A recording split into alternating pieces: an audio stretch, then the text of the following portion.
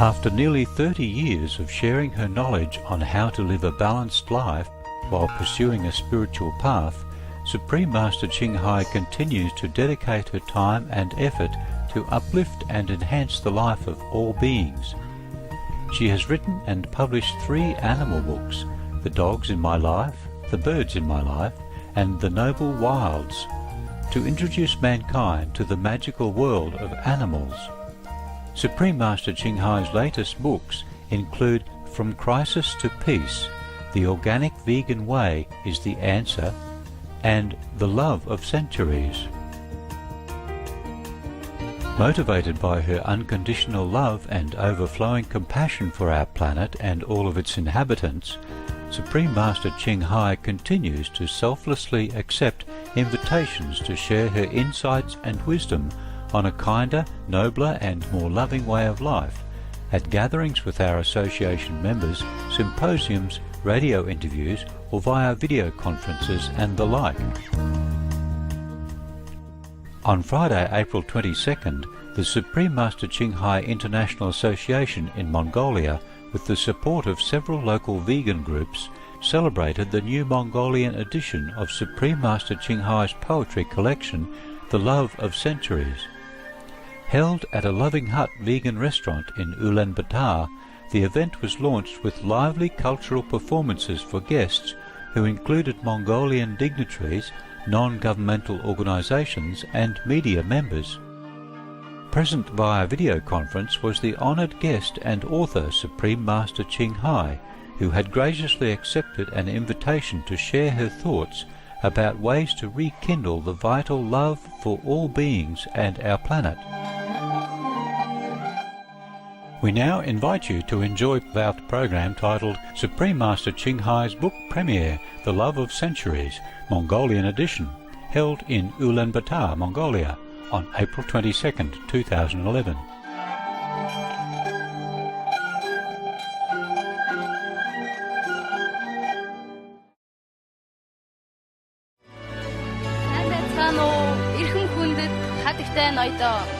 Сайн байцгаана уу? Хүрэлцэн ирсэн зочид төлөөлөгчдөө.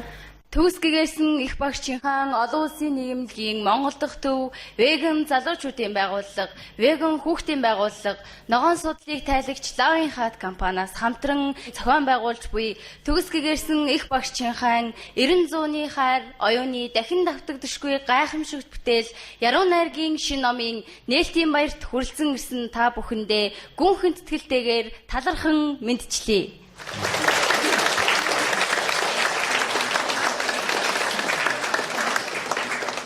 Төгсгөгөөсөн их багш Чин Хай бол дэлхийн оюун санааны их удирдагч, нэрт хүмүүнлэг үйлсдэн, уран бүтээлч, гайхамшигт хүмүүн билээ. Өнөөдөр бол дэлхийн өдөр, Монголын мод тарих аян эхэлдэг гайхамшигт өдрүүд давхцсан өдөр үлээ. Дэлхийн өдөр буюу дэлхийн байгаль хамгаалах өдрөөр байгаль хамгаалах чиглэлийн үйл ажиллагаа явуулдаг олон байгууллагууд хүн төрөлхтнийг их дэлхийг авран хайрлахад зориулагдсан олон нийтийг хамарсан үр дүнтэй ажлуудыг зохион байгуулдаг юм а.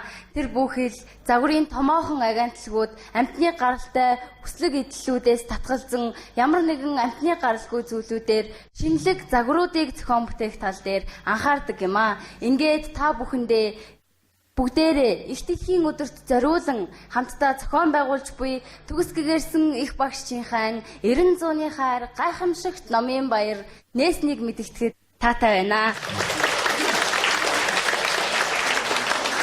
Хүн төрөлхтний гэр болсон их дэлхий өнөөдөр ямар асуудалд орж тулгараад байгаа, өнөөдрийн дэлхийн дулаарлын байдал ямар хэмжээнд хүрсэн талаарх томилон бэлтгэсэн видео бичлэгт анхаарлаа хандуулно. The threat from climate change is serious, it is urgent, and it is growing. Probleme sind gewaltig. Jeden Tag sterben weltweit etwa 150 Tier- und Pflanzenarten aus. Rising sea levels threaten every coastline. As a nation made up of over 7,000 islands, rising seas due to global warming take on a whole new meaning. More powerful storms and floods threaten every continent. Disasters like Konaka is not that unusual now. So we have to be prepared for the worst. More frequent droughts and crop failures. A few years ago, in Zimbabwe, we would be able to predict when the first rain will fall. But today, rains are not predictable. They fall anytime, and when they do, people are swept away. On shrinking islands, families are already being forced to flee their homes as climate refugees.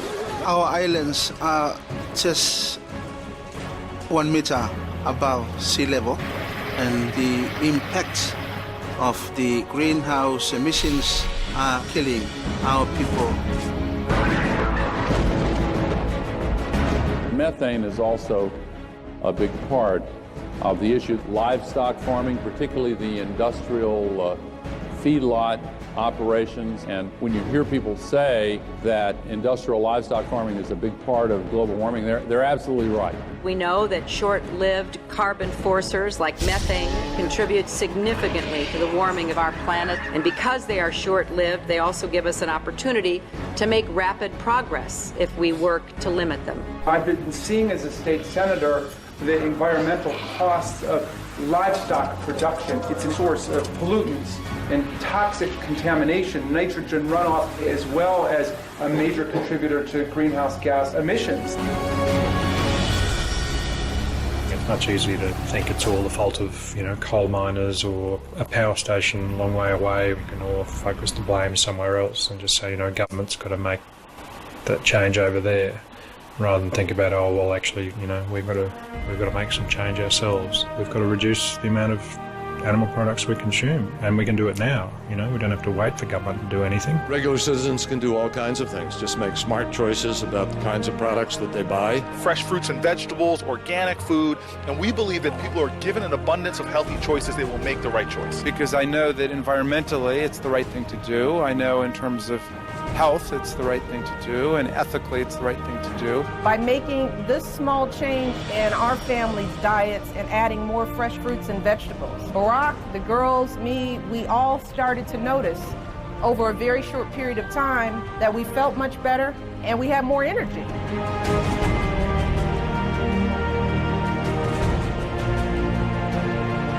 And really inducing all the people to go vegetarian, to be vets, go green, to save the planet.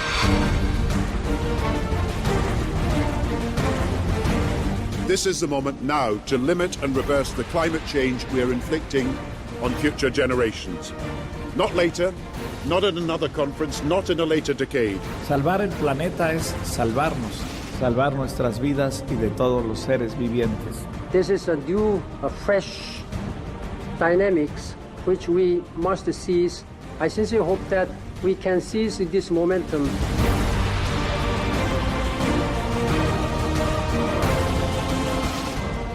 I think if all the governments of all the countries will work together to promote the meatless style of living, it will definitely will save the planet.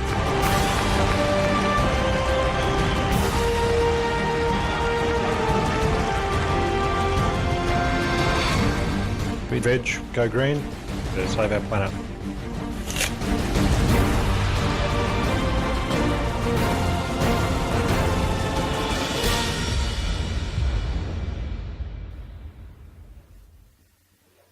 Махны үйлдвэрлэл, мах хэрэглээ бол хэмжээний хүлэмжийг ялгаруулдаг. Дэлхийн хүний үйл ажиллагаатай холбоотой хүлэмжийг ялгаруулагч 5 энэ том их үүсвэрийн нэг нь бол мал аж ахуй. Цагаан хоолыг идэхийн ач холбогдол нь бол тэр мал аж ахуйг ихээр үржүүлэх, махыг хүнсэнд хэрэглэхийн эсрэг хүн болгоны хийж чадах, хүн болгонд тийм их зовлон зүдүүрийг дамжихгүйгээр хийж болох хамгийн хямд төсөр арга гэж ингэж үзэж байгаа. Халаан ангуулсан эрхэм зочид та бүхэндээ баярлалаа. 90 зууныхаар шинэ яруу найргийн баяр яагаад дэлхийн өдрийн үйл ажиллагаатай холбоотой болсон талаар товчхон та бүхэндээ гайхамшигтай мэдээллийг дуулгах гэсэн юм а. Учир нь төгс гэгэрсэн их багшийнхаа хосгүй оюуны бүтээлүүдээс орж ирж байдаг тэдгээр орлогууд нь дэлхийн хүн төрөлхтний сайн сайхны төлөө, дэлхийн байгаль хамгааллын төлөө цаг ямагт зориулагдж байдаг учраас энэхүү шинэ бүтээл гарсан нь их дэлхийн маань оршин тогтнолд нэгэн томоохон хувь нэмэр учраас энэ номын нээлтийн баяр нь өөрөө дэлхийн өдөртөө тохиож байгаад их том баяр юм аа. Ингээд та бүхэндээ өнөөдрийн энэ үйл ажиллагаанд хүрэлцэн ирсэнд дахин талархал илэрхийлье. Дэлхийн хүн төрөлхтөн их гэр өөрийн гэр болсон их дэлхийг авран хамгаалахын тулд өөрсдийн хийж чадах бүхий л зүйлээ хувь нэмрээ оруулах ёстой. Одоо та бүхний өмнө дэлхийн дулаарал, дэлхий дахинд болон Монгол оронд нөлөөлөх нь түүнээс гарах гарц сэдвт илтгэлийг тавина уу хэмээн Монгол Улсын Удирдлагын Академийн докторийн сургалт хариуцсан зохион байгуулагч хадагтай Нямхүү таныг урьж байна.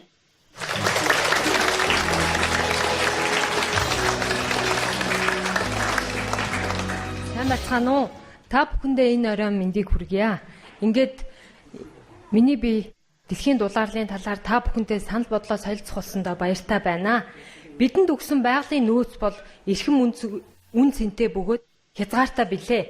Иймээс өнөөдөр хүн төрөлхтний өмнө тулгамдж буй хүнд асуудлын нэг бол дэлхийн дулаарл юм. Дэлхийн дулаарл байгальд яаж нөлөөлж байна гэхээр мөнх цас хайлах, цэвдэг хайлах, хөрс хурааших, намаг хатах, гол мөрөн ургацын горим алдагдах, гол горих нуур, цөөрөм ширгэх, газар хөдлөх, амьтны төрөл зүйл устгах гэх мэт байдлаар байгальд нөлөөлж байна.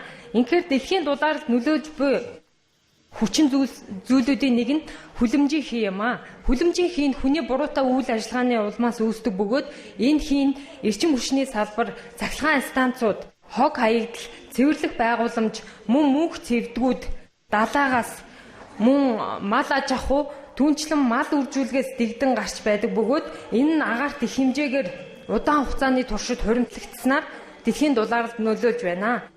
Шинжилсэн тооцоогоор дэлхийн дулаарлын 51% нь мал аж ахуйн салбараас үүсэж байна. Энэ нь хүний үйл ажиллагаанаас шалтгаалan метаны хийг ялгаруулагч гол их сурвалж болж байгаа. Үүний тулд бид махны хэрэглээгээ багасгах явдал нь хамгийн шилдэг шийдэл болох юм аа. Махны үйлдвэрлэлийг багасгах нь хүлэмжийн хийн ялгарлыг хамгийн хурдан замаар багасгаж, газар усны буруу хэрэглээ, бохирдол, ан амьтны үхэл болон байгаль орчныг өгүүлж баршгүй хор хохирлуудыг таслан зогсоох болно. Махан хүнсийг ургамал хүнстэй харьцуулахад 17 дахин их газар, 14 дахин их ус, 10 дахин их эрчим хүчийг зарцуулж байна. Дулааныг шингээгч Арктикийн мөсөн бүрхэн хайлж, устгах замдаа орж, далайн төвшин нэмэгдсэний улмаас хідэн арман арал усан живж амьтан ургамалгүй болж байна. Хэрв Арктикийн мөсний талбай ирээдүйд улам бүр багасах тохиолдолд Монголын нутаг дээр экологийн гүнзгий хямрал нүүрлэх болно гэсэн болгоомжлол төрүүлж байна. Энэ нь мөсний зуны талбай одоогийнхоос 50% болоход Монголын жилийн дундаж температур нэмэгт 7 градусаар нэмэгдэх болно гэсэн тооцоо гарсан байна. Модыг хит тогтлох, мал бэлчээх зэрэг хүний буруутай үйл ажиллагаанаас үүссэн хор хохирлууд нь цөлжилтийн гол шалтгаан болж байгаа бөгөөд цөлжилт нь 100 гаруй улс орны 1.2 тэрбум ард иргэдийн аж амьдралыг эрсдүүл оруулаад байна гэдгийг Нэгдсэн үндэсний байгууллагын судалгаагаар харуулж байна. Монгол орны уур амьсгалын өөрчлөлтийн талаар хийсэн сүүлийн үеийн судалгаанаас үзвэл дэлхийн дулаарлал Монгол орны экосистемд яаж нөлөөж байна вэ гэвэл үүнд хур бороо багасах, агаарын температур нэмэгдэх, хур борооны хэлбэр өөрчлөгдөх, олон хоног хит халуун болох, хавар намар уртсан хит хуурай болох, ойн төмөр олноор гарах, хүн малын гоц халдвар төвчин нэмэгдэх гэх мэт байгалийн үзэгдлүүдээр нөлөөлж байна. Дэлхийн дулаарлал Монгол орны экосистемд эрчимтэй нөлөөлж эхэлсэн сүүлийн 20-д жилд ургамлын бүрхүүл ихэд ядуурч олон гол горих нуур цөөрөм ширгэж байна. Манай оронд дэлхийн цаг уурын өөрчлөлт бусад орноос илүү тод мэдрэгдэж байгаа судалгааны баримт нотолж байна. Монголчуудад энэ учирч буй байгалийн гамшиг хүндрэл бэрхшээлийг давж гарахад бэлэн байна уу гэдэг асуудал нь нэг хурцаар тавигдаж байгаа билээ. Уур амьсгалын хувиралт өөрчлөлт болон хүний хүчин зүйлсийн нөлөөгөөр сүүлийн 40-од жилийн дотор Монгол орны усны нөөц, биологийн төрөл зүйлүүд хомсдох зэргээр илэрч цаашид эрчимтэй явагдах хандлагатай болж экологийн аюултай байдал бүрдэж байгааг судалгаанаас харж болно. Манай орны хөдөө аж ахуйн газрын 97.5%-ийг эзлэх бэлчээрт нийт 30,398,4 мянган толгой мал бичээрлэж байгаа бөгөөд нийт бэлчээрийн нарын орчим хувь нь ямар нэгэн хэмжээгээр талхалталт өртөгдөн өртсөн тооцоо гарсан байна. Тухайлбал Монголын нийт малын тал хувь нь ямаа бөгөөд 2008 оны судалгаагаар 18 сая толгой төрсөн гэсэн тооцоо гарчээ. Энэ тоолав баярламар тоо биш бололтой. Хин хөнгөө үүнийг эргэцүүлж бодвол зохилтой болжээ. Монгол орны хувьд тал хээрийн бүс 2070 он гэхэд сүлжиж нутгийн гүн рүү өмнөөс хойш 300-аас 400 орчим километр төрөх нь тодорхой болсон байна. Говь цөлийн болон цөлөрхөг хээр нутгаар элсжилт, элсний нүүлт хөдөлгөөн эрчимжиж байгаа үзүүлэлт гаржээ. Манай оронд нийт элссэн газрын талбай 3800 ам км дөрвөлжин ба энэ нийт элсний 8.7%-ийг эзлэх бөгөөд түүний дотор говийн хэсэгт 88%, хангаан нутгаар 12% нь элсчихжээ гэсэн судалгаа гарсан байна. Монгол улсын 2003 онд явуулсан улсын тооллогоор улсын хэмжээнд нийт 683 гол 1484 булаг шанд 760 нуур цөөрөм ширгсэн гэсэн дүн гарсан байна. Тухайлбал 1996 оноос эхлэн говийн нууруудын томоохон тооцогдох таацын цагаан, адгийн цагаан, улаан нуур, орог нуур гэсэн нуурууд ширгсэн байна. Цэвдэг мөнх цас, мөсөн гол багаснаар хангаан нуруунаас их авсан олон гол горих нуур цөөрөм үндсэн тижээлээ алдаж бүрмөсөн хатаж ширгэж байна. Цэвдэг багасч хурд унтсны горим өөрчлөгдснөөр ойн төмрийн хэмжээ өсч, ойн нөөц зэрс багасч түүний нөхөн сэргээгдэх чадвар алдагдсан. Ирээдүйд Төв, Аранга аймаг зэрэг одоогийн Монголын ойд хээрийн бүсийн өмнөд хагас ойгүй болох магадлалтай. Зарим нутгийн нууг намаг хатаж алга болж байна. Иймээс юуны түрүүнд метаны хийн ялгарлыг багасгах зорилгоор ургамал суурилсан хүнсийг хэрэглэх нь бидний эрүүл ашигуд амьдрах хамгийн чухал алхам бөгөөд энэ байгаль дэлхийгээ жинхэнэ ёсоор нь хайрлан хамгаалж хойч үе болох үр хүүхдүүдэд өвлүүлэн үлдээх баялаг билээ. Иймд энэ байгальд ээлтэй үйл ажиллагааг дэмжин та бүхэн бидэнтэй санал нэг байна гэдэгт бид итгэлтэй байна. Ингээд дэлхийн дулаалыг зогсоох хамгийн зөв арга бол дулааныг үүсгэгч хүлэмжийн ялгарлтыг зогсоох явдал юм а гэдгийг дэлхийн олон эрдэмтэд судлаачид судалгаа хийсний үндсэн дээр нотолж байгаа билээ. Тийм учраас бид хамгийн түрүүнд гариг дэлхийгээ буцаан сэрүүцүүлж их дэлхийдээ эзний ёсоор хандан нөхөн сэргээснээр бид амгалан дэлхий дээр аз жаргалтай амьдрах болно. Иймээс өнөөдрийн таны 1-5 хоолноос бүхэл бүтэн гариг ертөнцийн байдал шалтгааллах цаг эдүгээ иржээ гэдгийг ойлгох хэрэгтэй. Бид ердөө 250 гамбургер үйлдвэрлэхийн төлөө секунд бүрт 1 хөлбөмбөгийн талбай хэмжээний ширэнгэн ойг нүцгэлж байдаг бөгөөд нэг зүсэн мөхрийн махан гамбургер үйлдвэрлэхэд 55 хавтгай 4 метр ширэнгэн ойг устгаж байдаг юм байна. Иймээс бид хоолндоо өөрчлөлт хийн ургамлан хоолтон болсноор дэлхийн дулаалыг 80%-ийг зогсооно. Ингэснээр хүнс тариалахад 4.5 дахин бага газар ашиглана. Мөн цэвэр усны 70%, Амазоны ойн 70%-ийг мал амьтны талхалтаас тус хамгаалж 3.4 тэрбум га газрыг чөлөөлөх юм а. Махны үйлдвэрлэлд зарцуулдаг түлшний 3.1%-ийг зарцуулах болно. Хүн төрлөختөн их дэлхийгээ аврах үйлс өөрийн хувь нэмрээ оруулж урамлан хоолтон болж чадваас биднийг амар амгалан тайван баяр хөөртэй амьдрал угтах юм.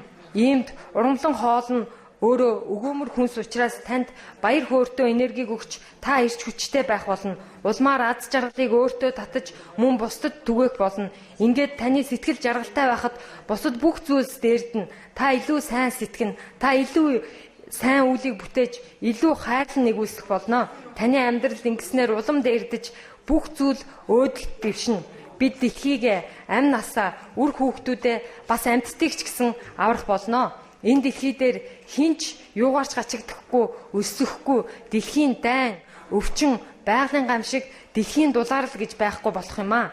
Харин хүн бүр үүнийг өнөөдөр ухаарч сэрэх ёстой юм а.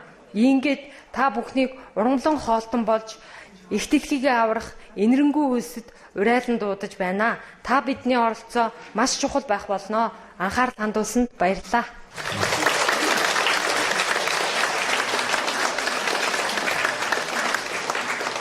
За баярлалаа. Онцгой бөгөөд гайхамшигтай илтгэлийг тавьсан Монгол Улсын Удирдлагын Академийн докторийн сургалт хариуцсан зохион байгуулагч Хатагтай Нэмхүү танд маш их баярлалаа. Таны цаашдын ажил үйлсэд өндөр амжилтыг хүсье өрөөё. Одоо та бүхнийхээ өмнө дэлхийн дулаарал, дэлхий дахинд болон Монгол оронд нөлөөлөх нь түүнээс гарах гарц сэдвт илтгэлийг сонссон сэтгэлдээ хуваалцсан уу хэмээн хүрлцэн ирсэн хүндэт зочдынхоо төлөөлөгчдийг урих гэж байна. Ингээд та бүхний өмнө Монгол Улсын их сургуулийн багш, химийн ухааны доктор, дэд профессор Хатагтай Даваажур таныг хүндэтгэлтэйгээр урин залж байна.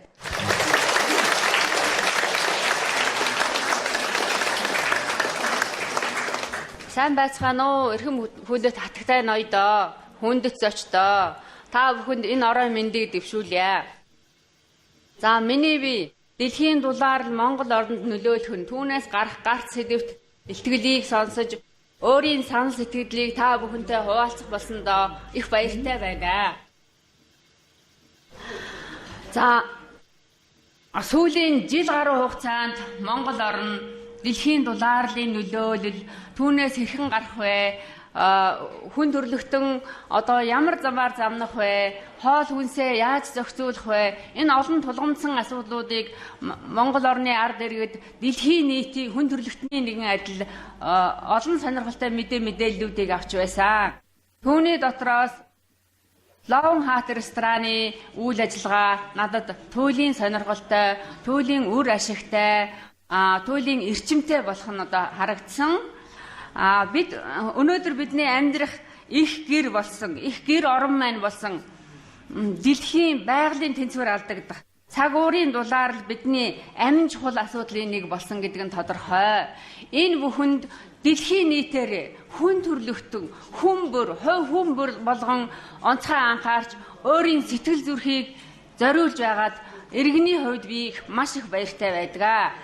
Одоо нэг жил гаруй өмнө дэлхийн дулаарлын тулгамдсан асуудал тулгамдсан асуудлууд сэдвт олон улсын хурал болж байсан. Тэр хуралд би бас төлөөлөгчөөр оролцож тэндээс тодорхой мэдээллийг анх удаага ингэж одоо авч байсан. Энэ жил гаруй хугацаанд Монгол оронд цагаан хоол одоо эрчимтэй дэлгэрч монголчууд оюуны хайрлан энэрх сэтгэлтэй өв уламжлаа сэргээж амтныг хайрлах, зэрэгэлдээ хүн төрлөختнөө хайрлах, өөрийн үүрэг ороод ухамсарыг одоо үүргийг биелүүлэх энэ чиглэл сэтгэл тавьж ажиллаж байгаа нь одоо тодорхой жишээ баримтаар надад харагдаж байсан. Жишээлбэл анхны хурал болоход Монгол орн цагаан хоолны ресторан, цагаан хоолтон хүмүүс орох одоо хоолны меню ховорхон байлаа жил гаруй өмнө. Өнөөдөр зөвхөн Улаанбаатар хот гэхэд 10 гаруй Ловн Хат ресторан ажиллаж байна. Энгийн зоогийн газрууд, ресторанууд өөрийнхөө хоолны цэцэд цагаан хоолыг оруулж байна. Хүүхдийн цагаан хоолны үйлчилгээ, за мөн албан байгууллага айл өрхүүдэд цагаан хоолыг одоо хүргэлтээр түгээж байна. Энэ сайхан үйлсийг монголчууд бид нар бас хийж богино хугацаанд эрчимтэй хийж чадаж байгаа нь намайг бас их баярлуулж байгаамаа. За энэ бүхэн бол Ловн Хат ресторанд ажиллаж байгаа, мөн тэрнийг удирдах байгаа. За мөн бусад одоо ард иргэдийн маань чин сэтгэлийн үйл ажиллагааны үр дүн гэж би бахархалтайгаар дүгнэн хэлж байна. Энэ ололт амжилт байгаа ч гэсэн энэний цаана бид нар энэ тайвшрахгүйгээр цаашдаа монголчууд дэлхийн улс орны өмнө ямар үүрэг гүйцэтгэх вэ? За бид Монгол хүн, Монгол орн гэсэн утгаараа дэлхийн дулаарлалд юуг одоо гол болгох вэ гэдэг дээр иргэн болгон өөрийн идэж байгаа хоолтойгоо харьцуулж, өөрийн үр хүүхдээ бодож, өөрийн ирээдүйд Монгол орныг ямар хэмжээтэй хойштой үлдээх вэ гэдгийг сэтгэн бодох цаг нэгэн тулгарсан байгааг бид бүхэн мэдэж байгаа. Энэнийг айл өрх бүрээс, иргэн бүрээс л одоо эхлэх шаардлагатай эхэлж байгаа гэж би бас найдаж байна. За ингээд цааш нь бид одоогийн миний ажигласнаар одоогийн энэ ололт амжилтандаа тулгуурлаж Улаанбаатар хот болон төв суурин газрын ард иргэд маань үндсэндээ цагаан хоол гэдгийг бүгдийг нь ойлголоо, хэрэгжилж, заншиж, хөвшиж байна. цааш нь одоо өөрийн сэтгэлд одоо буусан ганц хоёр зүйлээ та бүхэндээ дамжуулан хэлье. Мэдээлэл хомос хөдөө орон нутгийн ард иргэдэд цагаан хоол, ургамлан хоолын ашиг тусын талаар мэдээлэх, мэдээ сурталчилгааг эрчимжүүлэх шаардлагатай байна. Хоёрдугаар бидний хойч үе болсон өр хүүхдүүд маань цэцэрлэгийн насандаа, ерөнхий боловсролын сургуулийн насандаа оюутан залуучууд цаашдаа гэр орноо аваад явах энэ нөхцөл байдалд бүрэн бэлтгэгдэх шаардлагатай улмаас бид сургалтын төлөвлөгөө болон хичээлийн хөтөлбөрүүдэд хүн байгалийн холбоо, хүний одоо байгальтай хэрхэн хүн холбоотой байгаа бэ гэдэг талыг энэ хичээлийг түлхүү оруулах, энийг ойлгуулан хүүхдийн сэтгэл зүйд нь суулгах ийм чадварлаг багш нарыг бэлтгэх нь илүү чухал байна. Ингээд Монгол хүмбэр, Монгол айл өрөх бүхэн өөрсдийн үүргээ ухамсарлан өөрийн төрлөх гэр болсон их дэлхийгээ хамгаалахад хүмбэр өөрийн хувь нэмрээ оруулж, ургамлан хоолтон болж байгаль дэлхийгээ хамгаалан их дэлхийгээ аварцгаая. Анхаарал тавьсанд баярлалаа. За гайхамшигтай уриалгыг бидэнд төвшүүлсэн хатагтай даваажив танд маш их баярлалаа. Одоо та бүхнийхээ өмнө Монголын хүүхдийн зохиолчдын үндэсний төвийн тэргүүн ноён Оос Сүндүү таныг хүндэтгэлтэйгээр урьж байна.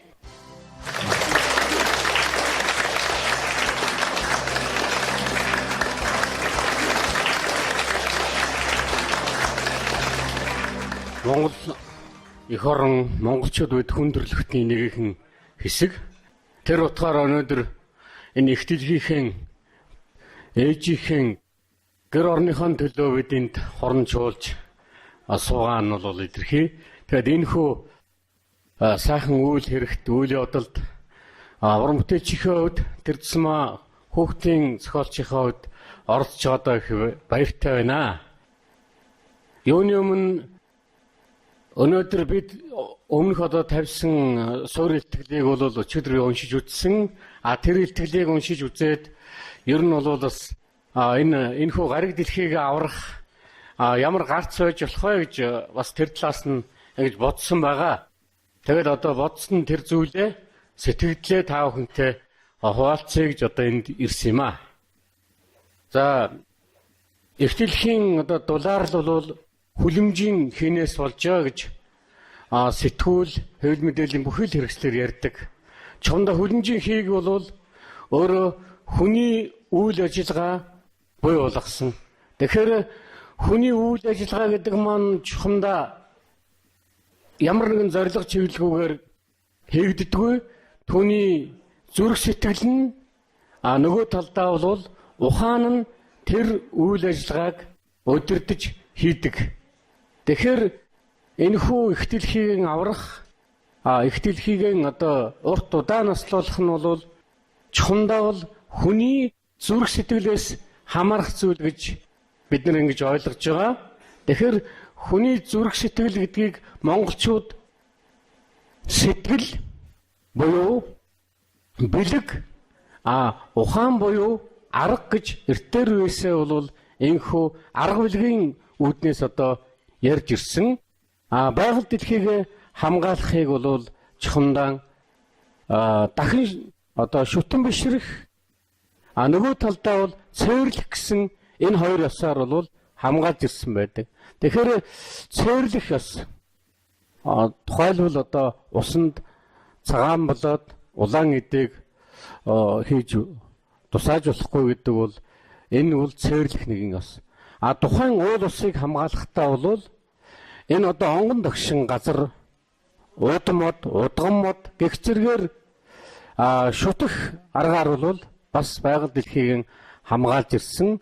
Энэ бүхэн маань бол эргээд өнөөдөр монголчууд энэ сургалтаа, энэ ухаанаа дандаа хүүхдийн чиглүүлж, хүүхдийн зориулж одоо ингэж сургаж ирсэн байх юм аа. Тэгэхээр хүүхдийн уран бүтээлчид бид өнөөдөр төрөөс болоод төрийн бас байгууллагуудтай хамтран янз бүрийн одоо хүүхд зориулсан уран бүтээлийн уралдаануудыг зохиодог, түүнийг бүтээлүүдийг бол туурдаг байгаа. Энэхүү уран бүтээлийг байгаль хамгаалах чиглэлээр зохион байгуулж хийж байгаа нь бол бид нэр өнөөдөр Монголын уран бүтээлчид хүүхдийн зохиолчдол бол их дэлхийгээ энэрэн хайрлах, урт удаан наслуулах үйл хэрэгт зохих хувь нэмрээ оруулж байгаа гэж ингэж боддгийм аа. Тэгээд альва дорн дохны гүн ухаанд бол арга үлгийн тухай инхүү өгүүлсэн байдаг. Сүүлийн 20 жилд бол бидний бодож байгаа бид одоо монголчууд ер нь бол хүн төрөлхтөн магадгүй бид одоо их ашиг хонжооны араас нэлээд их явсан уул уурхай тийм ээ алт одоо бусад ашигтай гэсэн зүйлүүдийг бүгдийг одоо олзруулахад бол чиглэгдсэн ба. Одоо өнөөдөр эргээд бол бид нэр үүнийг бас ухаарч ямар нэгэн байдлаар улаан шугамн дээр ирж бид болж гэнэ болохгүй нэ гэдгээ бол ямар нэгэн байдлаар эргэцүүлж хэллээ. Энэ эргэцүүлж хэлж байгаагийн нэгэн сайхан үр дүн бол өнөөдөр энэ үйл ажиллагааг зохион байгуулж байгаа Монгол хүн бол өдөр ургамал хоолтон болох ийм одоо эхлэлийг тавиад улам өргөжүүлж байгаа явдал гэж бодож байна. Тэгээд дээрээс монголчууд бол цагаан хоолтон гэж ярьдаг байсан. Цагаан гэдэг утгаараа бол цагаан сэтгэл, цагаан үйл хэрэг гэдэг утгаар нэрлэж исэн байх юм. Ингээд цагаан хоолтон гэдэг бол өнөөчлөн бодвол зөв хоолтон гэдэг үг байжээ. Тэгэхээр эртдүүгийн одоо бичиг сударт үзэхэд бол монголчууд ургамлын одоо үрийг янз бүрийн байдлаар боловсруулан иддэг. Энэ тухайд дутууга үр идэх чимэн гайхалтай нэгэн сайхан эсээг бичсэн байдаг. Тэгэхээр монголчууд ч гэсэн хүндрэлтний нэгэн адил ургамал хоолтон байсан цаашдаа ч гэсэн байх болно гэж ингэж боддог. Тэгээд та бүхэнтэй сэтгэлээ хуваалцж байгаа энэ мөчтөө бид нар зөв хооллоос бид нар зөв сэтгэлтэй байх болно. Зөв сэтгэл энэ дэлхийг аврах болно. Тэгэхээр хүн төрөлхтөнтэй бид нар хоолоороо зүрх сэтгэлээрээ нэгдэцгээе гэж би эндээс одоо хэлмээр байна. Та бүхэнд амжилт хүсье. Үнэхээр гайхамшигтай тэгэлгүй яах вэ? Монголчууд бол хооллох зүйн хувьд гайхамшигтай өв соёлтой ард түмэн бид үндэснийхээ төв соёлоор бахархахгүй байхын аргагүй дэлхийд дахинд монголчууд аливаа бүхий л зүйлээрээ бахархуулж ирсэн ийм ард түмэн. Тэгэл хүүхдийн зохиолчд гэдэг бол хүүхдүүдэд хамгийн ойрхон байдаг. Хүүхдүүдийн дотоодын нинжин сэтгэлийг хөдөлгөж тэдний нүдээр харагдаж байгаа зүйлийг нь илэрхийлж байдаг хүмүүс учраас бидний ирээдүйн хойчийн сэтгэл зүрхэнд хүрч байгаа эдгээр хүмүүс ийм үзэл бодолтой байхад их дэлхийн маань яриангүй аврагдах байхаа гэж бодогдож байна. Ингээд сундуу танд маш их баярлалаа. Таны уран бүтээлд өндрөөс өндөр амжилтыг хүсье өрөөё. Харин одоо та бүхнийхээ өмнө дэлхийн дулаарал дэлхий дахинд болон Монгол оронд нөлөөлөх нь түүнээс гарах гарц сэдвт тэлтгэлийн талаар сэтгэлээ хуваалцсан уу хэмээн Монгол Улсын их сургуулийн антрополог нийгэм соёлын тэнхимийн эрхлэгч Кембрижийн их сургуулийн доктор профессор Ноён Бумочир таныг урин залж байна.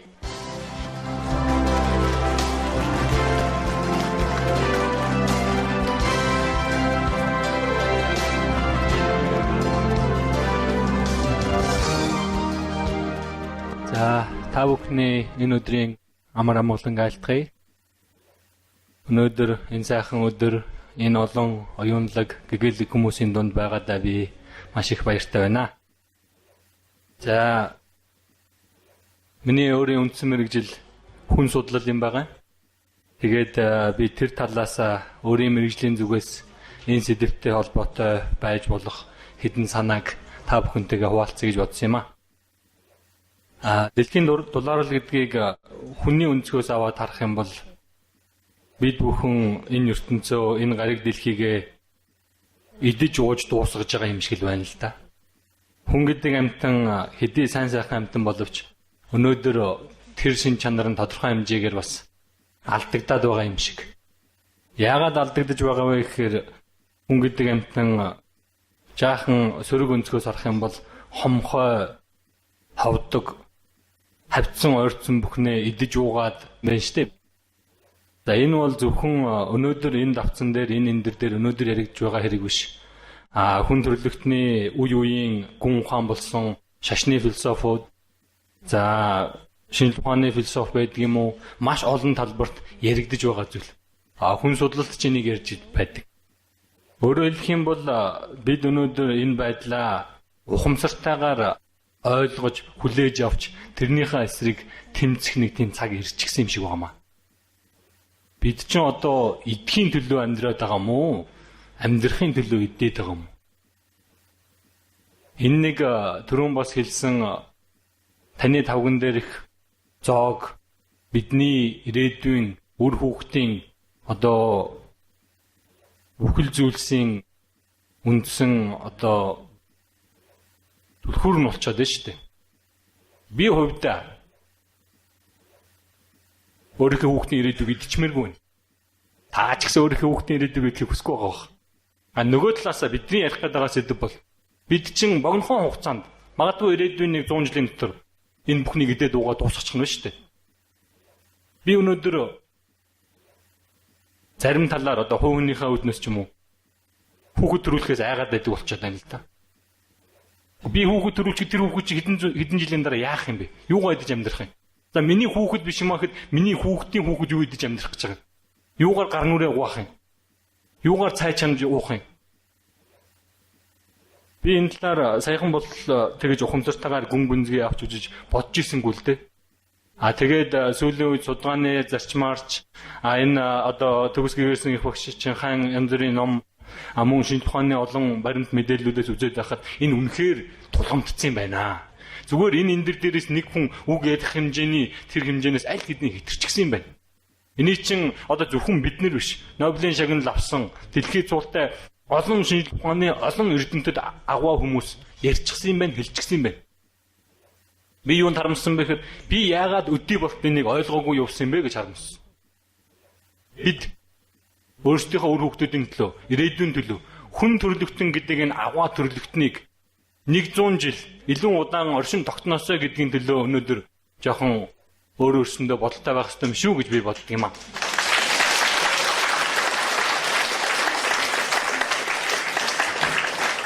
Би яг та бүхний адил Монгол хүн л дээ. Би махадж өссөн. Гэхдээ би нэг юм хэлмээр байна. Би махан дуртайгаас өлөө би одоо мал тайртай. Энэ бас Монгол ухаан мөн. Би өнөөдөр юу сурсан бэ гэхээр миний бодлоор бол махыг хайрлахаас илүү малаа хайрлаж сурсан баха. Бид зөвхөн малаа хайрлаж байгаа хэрэг биш юм аа. Үнэн дээр бид өөрсдөө хайрлаж байгаа хэрэг. Үр хүүхдээ хайрлаж байгаа хэрэг. Их дэлхийгээ хайрлаж байгаа хэрэг. Нэг хүн боловч энийг ухаарад өнөөдөр тавган дээр хоолоо, зоогоо дахин нэг ухамсартайгаар олж хараад өөрчлөх юм бол тэр миний гавья, та бүхний гавья. Би юу ч хийж чадахгүй гэж магадгүй. Гэхдээ би зөвхөн өнөөдөр идэх хоолоо өөрчилж л би энэ гавьяага тусмаар нь ядаж хамгийн багадаа. Хамгийн багадаа шүү дээ. Магадгүй бид нэр гिचнэн цаг зав гаргаад гिचнэн одоо шүлэг ном бичээд энэ агуу хүн шиг бүх бие сэтгэл зүрх сэтгэлээрээ хорон мөч бүхнээрээ энэний төлөө амьсгалдаггүй юм аа гэхэд би энэний төлөө одоо юу гэдгийг тэмцмээр байна. Дотроо би энэний төлөө тэмцэж байгаадаа баяртай байна гэж хэлээд малаа хайрлаад өөрийгөө хайрлаад их гаргийнхаа ирээдүйнхээ үр хүүхдийнхаа бүхний ирээдүйн төлөө энэ бүхнийг хийж чадах болов уу гэж бодож байна. Бид нэр чаднаа угаасаа. Бид нар чинь ухамсарт хүн шүү дээ. Бид нар чинь ухаан төрлөختөн. Үеийн туршид бид нэр оюун ухаанаараа манлайлж байсан, гайхуулж байсан. Биднэрт энийг ойлгож ухаарах тийм ухаан бүгдэнд нь бий. Энэ ухаан бүх хүнд бий. Төгс гэгэрсэн их багш Чинхаач хэлсэн байдаг. Анхаарал тавьсан байлаа.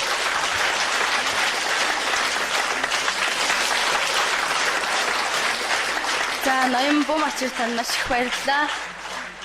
Ийм сэтгэлгээтэй олон сайхан гэгээлэг удирдагчид олон шилдэг иргэд байгаа тохиолдолд бидний ирээдүйн гэрэлт тэр бамбар өөдөө бадамлан асах болно. Одоо та бүхнийхөө өмнө бас нэгэн хүндтэй зочныг урих гэж байна.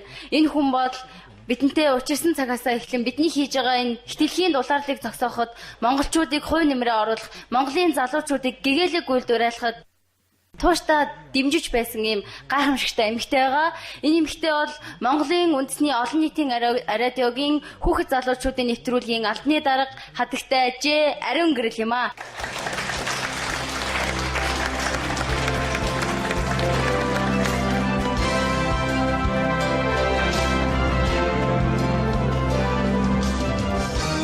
Бүгдээрээ сайн байцгаана уу?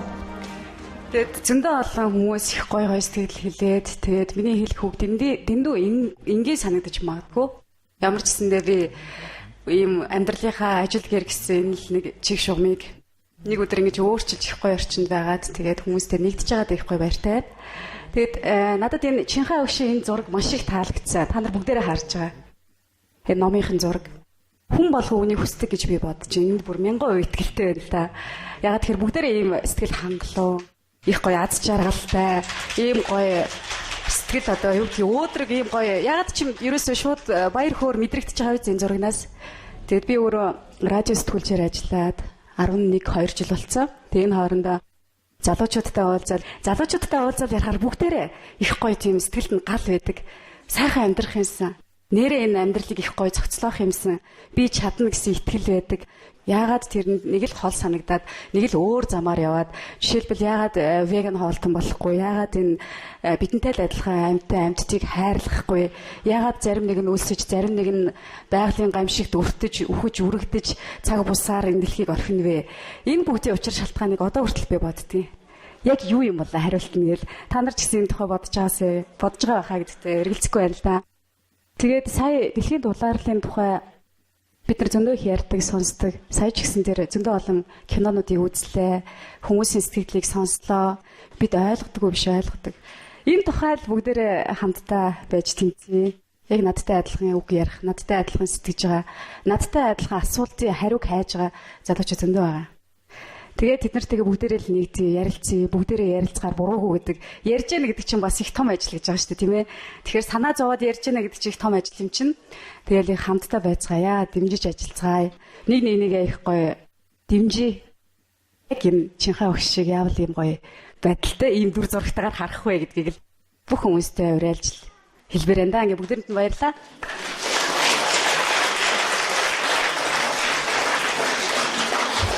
За хатагтай Ариун Гэрэл танд маш их баярлалаа. Таны уран бүтээлд амжилт хүсье.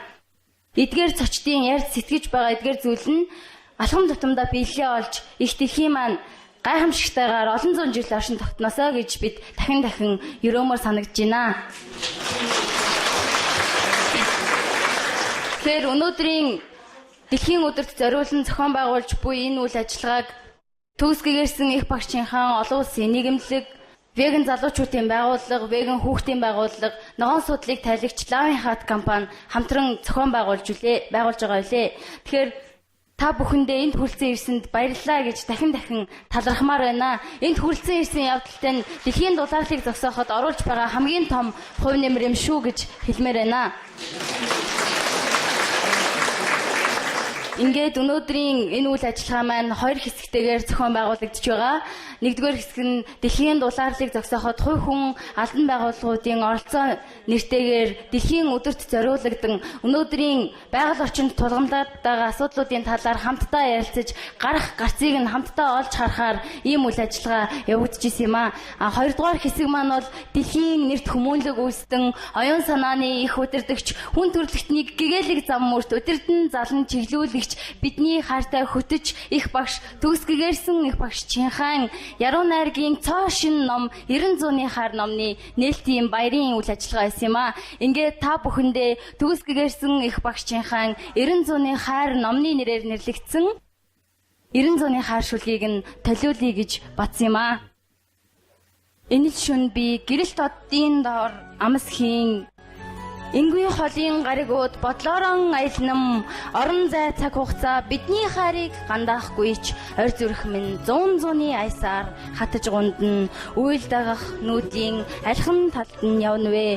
Үе олон эрхсийг нэгжин чамаахан би хайлаа. Үемсэн түмэн ертөнцөөр хөл эцэн аяллаа. Үүнийг чи харин тааж мэдгсэн билүү. Энэхүү шүлгийг нь хамгийн анх уншихад дэлхийн нийт хүнд төрөлхтний төлөв зориулж байдаг тэр харамгүй сэтгэл нь мэдрэгдэж байсан юм. Тэгэхээр Төгсгэгээрсэн их багчийнхаа 90 зууны хаар нэртэй шүлгийн төврээр ийм гайхалтай шүлгүүд дүүрэн байгаамаа. Та бүхэн энэ номыг нь сонирхон уншаарай гэж уриалмаар байна. Ингээд дэлхийн өдөрт зориулан зохион байгуулж буй Төгсгэгээрсэн их багчийнхаа 90 зууны хаар оюуны дахин давтагдшгүй бүтээл Яруу найргийн шинэ номын баярт хүрэлцэн ирсэн зочид төлөөлөгчдөөсөө танилцуулъя гэж бодож байна. За өнөөдөр манай үйл ажиллагаанд төрийн болон төрийн бус байгууллагуудын төлөөлөгчид ирсэн. Тэгэхээр хот хөдөөгийн хөгжлийн бодлогын ерөнхийлөгчийн зөвлөх ноён Ломбийн эрхэм баяр хүрэлцэн ирсэн байгаа.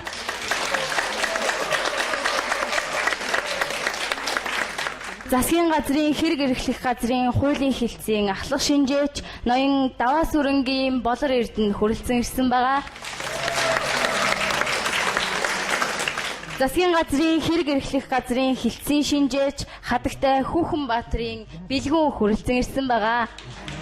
Бүгдээрээ баяр хүргэе. Мөн захиргааны хэлтсийн шинжээч Хадагтай Наранхүүгийн оюун хүрэлцэн ирсэн байгаа.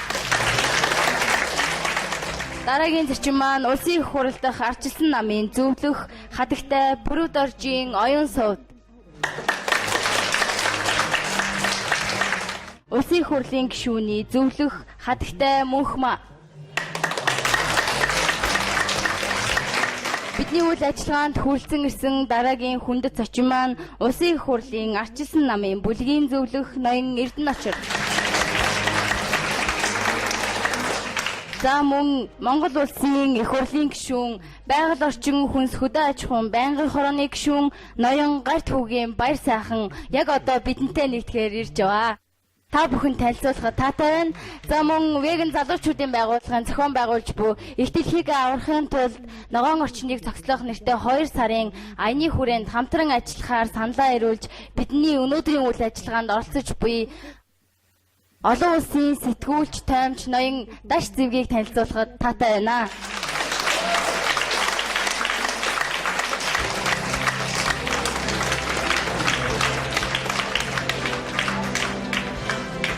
Мөн энэхүү гайхамшигтай номыг биелээ олж та бүхний гар дээр ирэхэд гүн өөрийн сэтгэл зүрхийг харамгүй зориулж гүн туслалцаа үзүүлж бидэнтэй хамтран ажилласан Эдмон хэвлийн үйлдвэрийн дарга ноён Ган болд.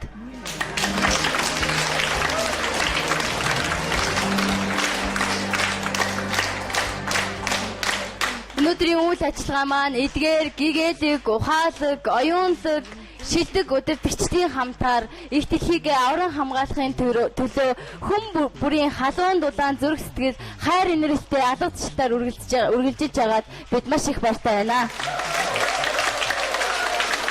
Одоо баярт мэд төхөж байна. Учир нь бидний хамгийн их мэлж хүндэлдэг Төгсгэгээрсэн их багчийнхаа маань яг одоо бидэнтэй холбогдоод байна.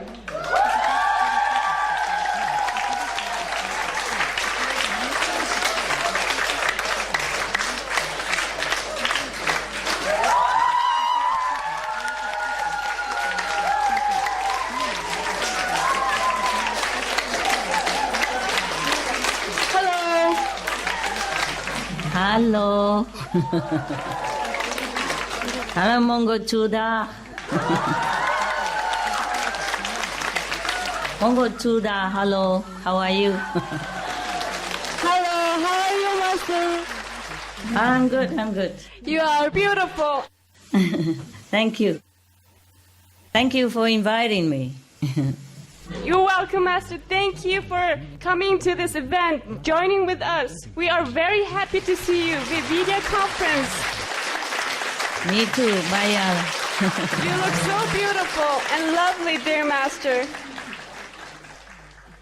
First of all, we are more than grateful from our deepest hearts to Master for joining this beautiful celebration day. Most beloved Master, we are celebrating Supreme Master Ching Hai's outstanding and extraordinary art creation, the Love of Centuries Mongolian version book premiere on the Earth Day. And Thank we you. happily welcome you, our enlightened Master, to this event of lifetime memory and greatest honor for us, Mongolians. Master, happy book premiere, Love of Centuries! Bayala. Thank you, Bayala.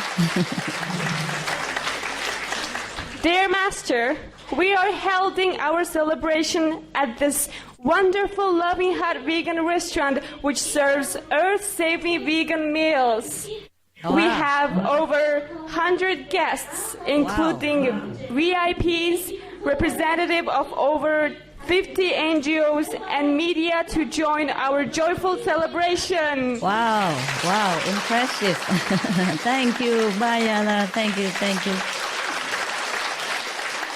And with Master's blessing, we are now able to have Love of Centuries in Mongolian language. Wow, you are very efficient. God bless you. Thank you. Thank you, Master. Thank you for inviting me. Thank you so much. And thanks for the media, the government officials, parliament members, and wonderful guests.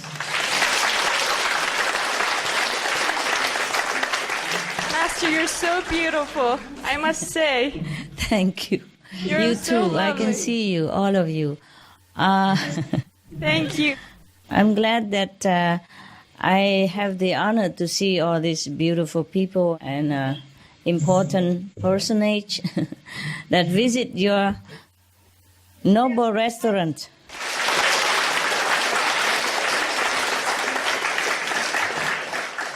Dear Master, we have some questions from our noble guests.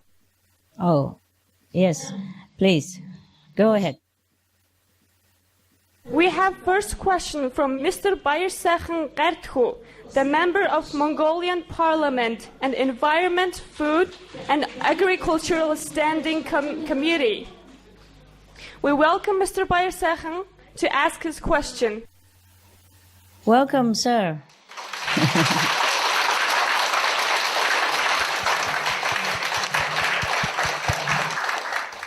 How are you, sir? Mr. Bayersachen saying good. He is very grateful to see you. I am grateful. За танд энэ өдрийн мэндийг дэвшүүлээ тантай уулзж байгаадаа маш их баяртай байна. I am happy too. За баярлалаа.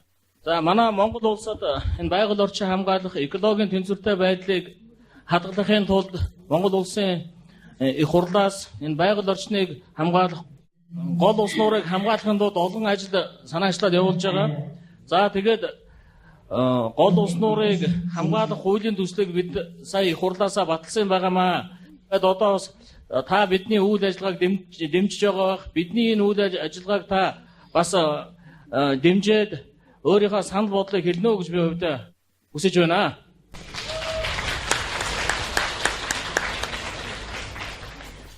We have recently drafted and submitted the law on the prohibition of exploration and utilization of natural resources in the protected areas of water bodies as well as areas with forest.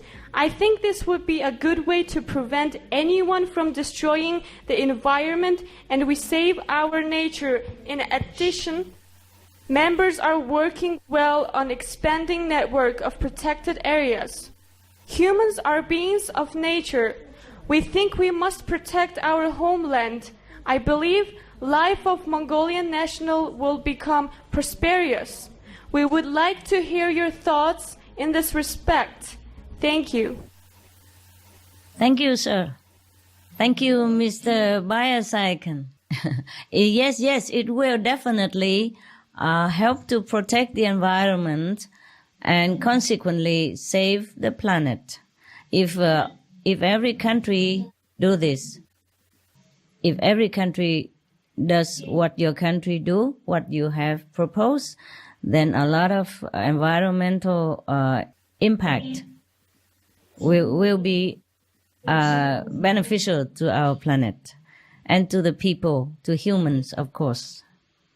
You're right that humans are part of nature. And to protect nature is to protect ourselves.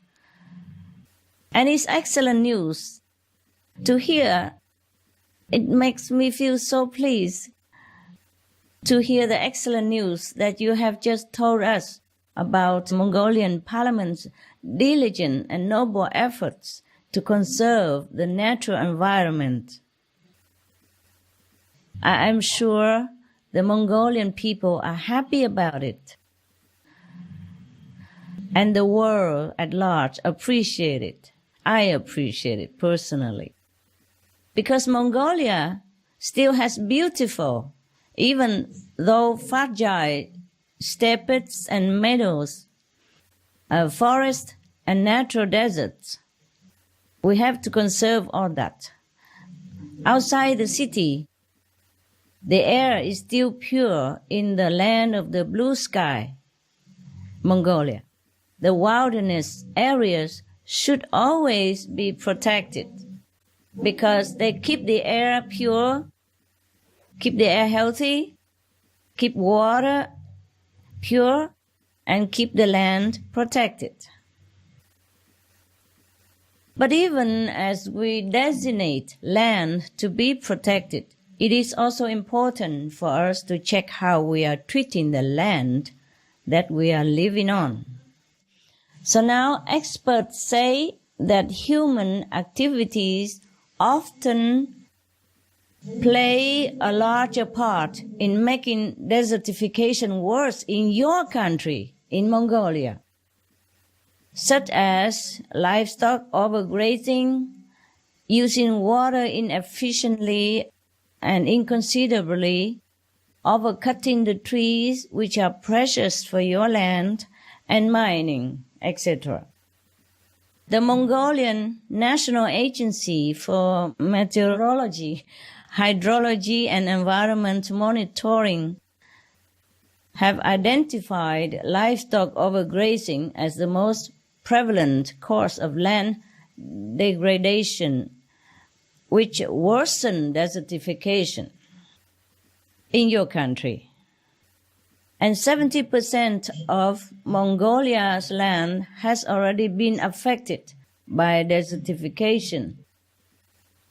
The UN Environment Programme reported that in the past 2 decades, the barren land without grass tripled to almost 10% of Mongolia's total land area. Surface water decreased by 19% and forests shrank by at least 26%. So overgrazing is also causing decline in wildlife species and soil erosion, which is very difficult to restore. The expansion of herds has also caused groundwater levels to drop across the Gobi Desert. Meanwhile, more than half of the Mongolian people don't have access to clean water. This is partly due to climate change, which is also impacting Mongolians with extreme weather disasters such as droughts, floods, and heavy snowfall. Heavy snowfalls you have experienced, yeah? The number one cause of climate change is livestock breeding. We all know that by now. In particular, the world's ruminant animals, such as cows and sheep, every year produce millions of tons of methane, which, as you may know, is a gas that is at least 72 times more potent than carbon dioxide over a 20 years period. But with a sharp halt and reduction in the number of livestock animals, this heat-trapping methane will also dissipate from the atmosphere in just about 12 years or less. They are responsible for more of the warming than we think.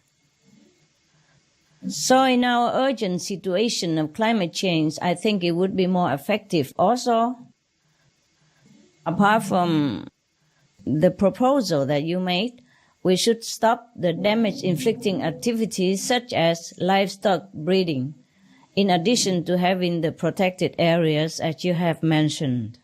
Thank you, sir, for raising this important matter. And I hope you're successful to protecting Mongolia. Thank you, Master. Thank you.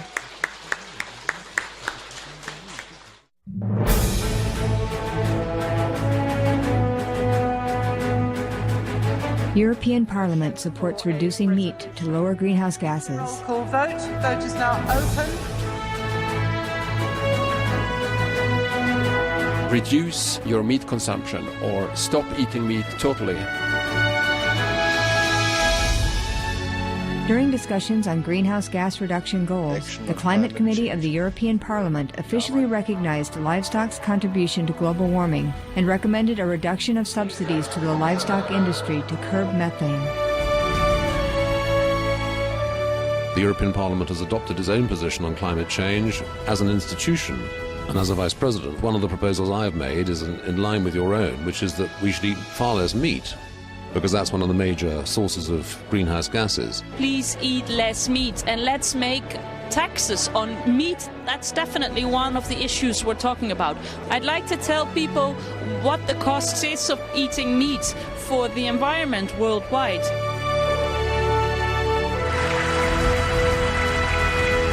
My name is Jens Holm. I'm a member of the European Parliament. Please, be veg, go green to save the planet.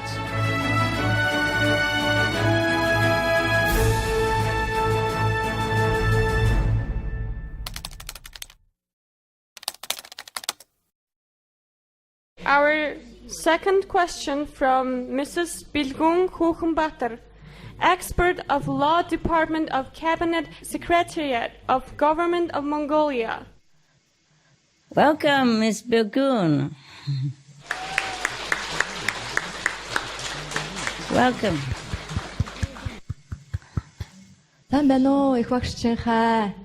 Hello, Ms. Bilgun. Thank you. Таны гайхамшигтай дуу хоолойг сонсох их хүндэтгэлтэй аз завшаа надад тохиолоо. Энэ яруу найргийн номны хамгийн амин чухал агуулга нь мөнхийн хайр. Хамаг төрөлтөн бүхний бүхэл зүйлсийг хайрлах хайр юм байна. Гараг дэлхийг хайраар аварч чадах юм байна гэж би ухаарлаа. Гэвч бид энэхүү хайрлагч чанараа умартжээ. Жишээ нь таны тооройн үчил, шувууны өгшүүлгээс би амьтныг хайрлах гүн сэтгэлийн хөгийг мэдэрлээ. Хүмүүс яагаад амьтдыг хайрлахаа мартаж тэднийг иддэг юм болоо? Бид амьтныг яаж хайрлаж эхлэх вэ? Бид яаж хайрын чанараа хөгжүүлэх вэ, багшаа? Баярлалаа.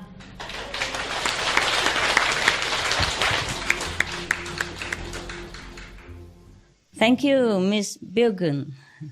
It's nice to hear your voice as well. Nice that you are concerned about our co-inhabitants and the love that we so desperately need to expand. I also ask the same question as yours about how people can forget to love animals and even fellow human beings as well. We even kill our own species, not just animals, in war, in conflicts. It is because we forgot our true nature. Our nature is love and compassion, as the Buddha has taught us. We have been misled life after life by our own ignorance, and the darkness of this realm has imposed pressure on us that we forget even more. So never have I blamed humans for forgetting to love themselves, the animals, or forgetting what they really are. That is love. Humans are love incarnate. But it is time to remember again, or else we face extinction by our own hands. One way to start to love animals is to understand what they experience. Go watch a slaughterhouse. Go watch a killing of a goat, a horse, or sheep, or chicken, a pig, or watch it on television or video to know the true horror, fear, anguish that is behind the nicely packaged piece of flesh. If a person knows the truth about the hellish terror that these animals feel, it would be hard to swallow that piece of their flesh. You ask, how can we improve our loving quality? I call it LQ. Human, we have many Qs, huh? IQ, LQ, GQ. Also, animals and humans both have this loving quality, LQ. Unfortunately, humans are more privileged because we can improve our loving quality in exercising the love, like a muscle, you know? So without changing our normal schedule at all, we can just flex and develop our love muscles at breakfast, lunch, and dinner. No need exercise. Be veg to show love as well to your family, your pets, your friends, and your enemies, and extend this love to all the world's co-inhabitants at large, even to the trees, the plants, the flowers, the stones, the pebbles. Just being vegan alone, automatically after a few days or a few weeks, you feel something change in you. Your own loving nature will flow effortlessly like a spring of love. You will be more able to receive the love and blessing from the sun, the moon, the stars, from all natures and our co-inhabitants. And the animals will suddenly truly look like friends and neighbors. So beautiful, friendly, intelligent, and loving. Then it's very easy for you to love them, and extremely difficult to ever dream of harming them again, even indirectly, or consuming their suffering flesh. Thank you for your question, Ms. Thank you, Master. Bilgun. I hope you're satisfied with my answer.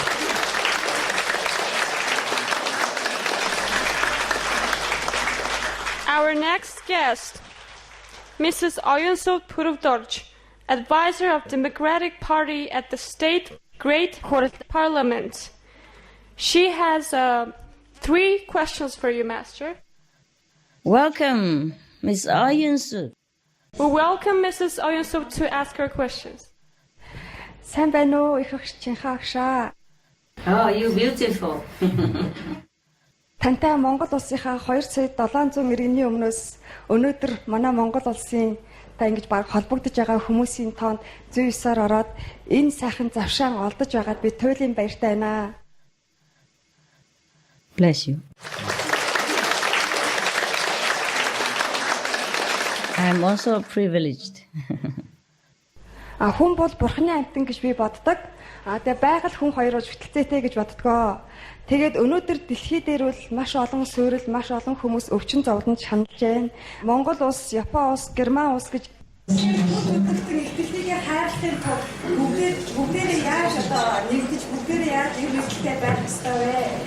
Тэгээд ээж хүн бол бүх хүмүүстэй бол ялгарлуутай адилхан чихаагч таныг Монгол улс тийм өнцөг боломжтой хүмүүсийг манай танаа улс гэж ялгахгүйгээр тэгээд хүн төрөлхтнийг бүгднийхээ төлөө энэ бие сэтгэлдээ зориулдаг тиймээ тул манай Монгол гэсэн 6 үсгтэй энэ Монгол хүн төрөлхтөн өнөөдөр өвчин зовлонгүй аз жаргалтай сайхан амьдарч байгаль дэлхийгээ хайрлахын тулд одоо монголчууд бид юу хийвэл зөвхтэй гэж та бодож байна вэ?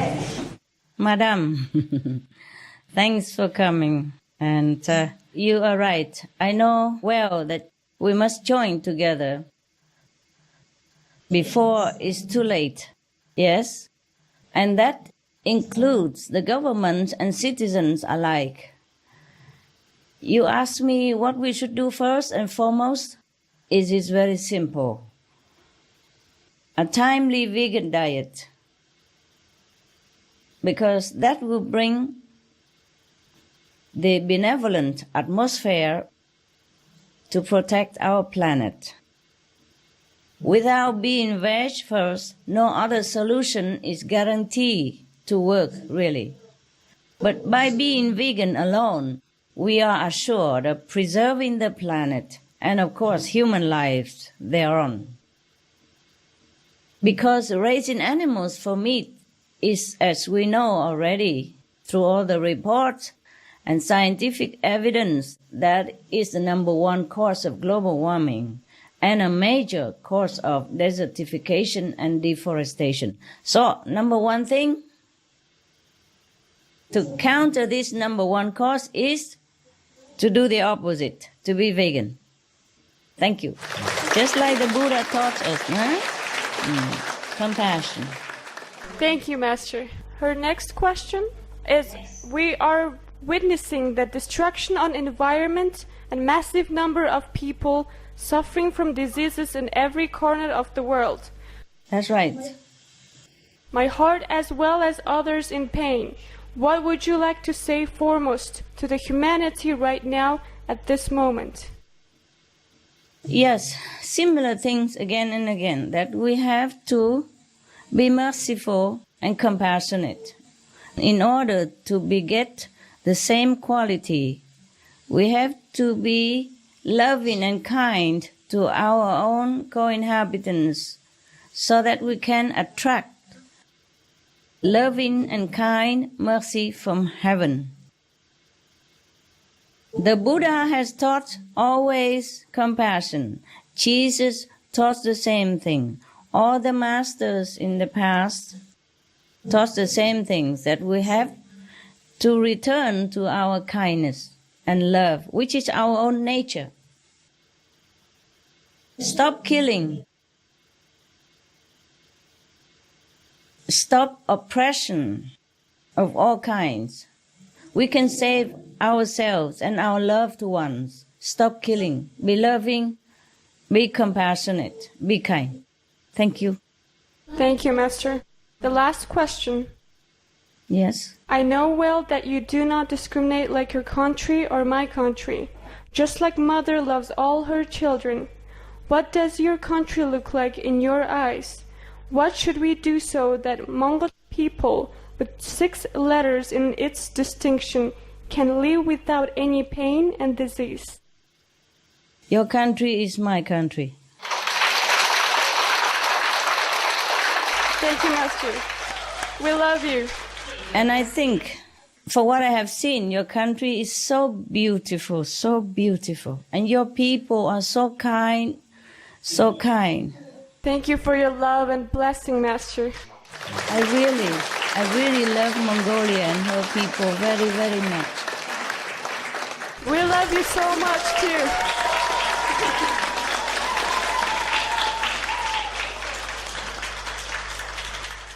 The Mongolian culture has deep roots in warm tradition with close family bonds and hospitality to strangers.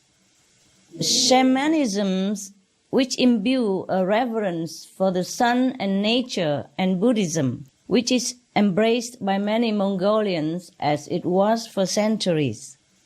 The nearly 2.7 million Mongolian people, like all the world's people, deserve to be prosperous and free from suffering. According to the UN Food and Agriculture Organization, 82% of Mongolia's total land area is permanent pasture for livestock grazing. But the overgrazing of livestock is the single largest threat to biodiversity and cause erosion and extreme desertification, and therefore also causing suffering for people of Mongolia. In the winter of 2009-2010, Mongolia suffered her worst Zut in 30 years. Yes. A Zut is a harsh, snowy winter event after a dry summer. Almost 10 million, or 1/5 of the nation's poor livestock animals, froze and starved to death even. Farmers and herdmen's family who are almost a third of the population, suffer tremendously as well. Such extreme winter weather had already struck 3 years in a row, starting in 2000 for Mongolia.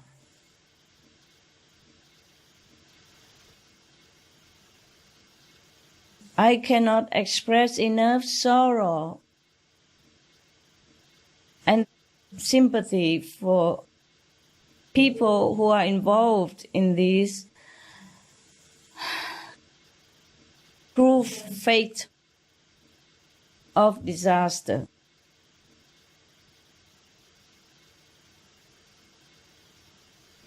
These people, they are just simple folk, and they think they're doing their jobs and they're trying their best to do it. But they suffer so much. And also the innocent animals suffer so much. We cannot imagine how much they suffer. Words cannot express it all.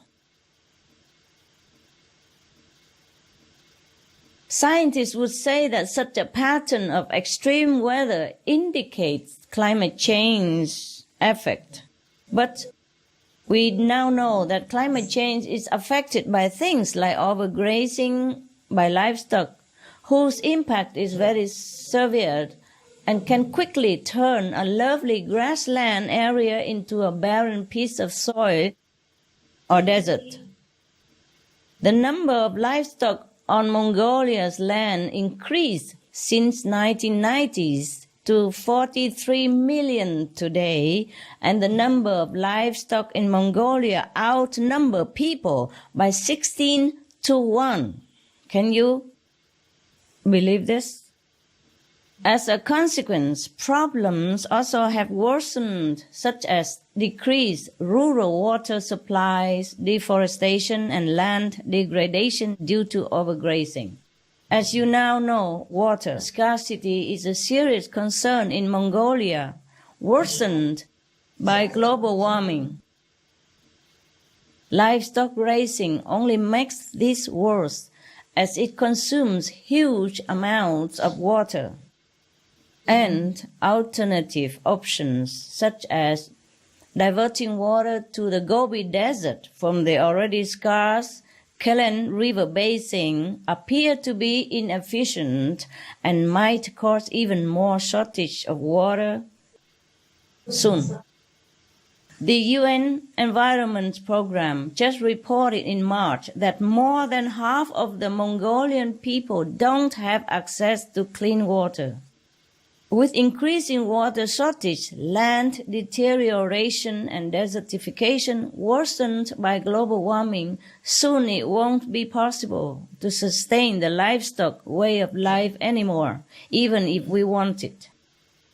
And we haven't discussed the threat of infectious disease, such as foot and mouth disease, brucellosis, rabies, and anthrax that have impacted the livestock industry in recent years. The foot and mouth disease outbreak was the most harmful livestock disease in 2010, which cost the government 6 billion togrok and led to the massacre of almost 26,000 animals, innocent animals. So this way of life of animal raising is risky, even fragile, damaging and violent to animals and humans, and costs a lot of expense to the taxpayers.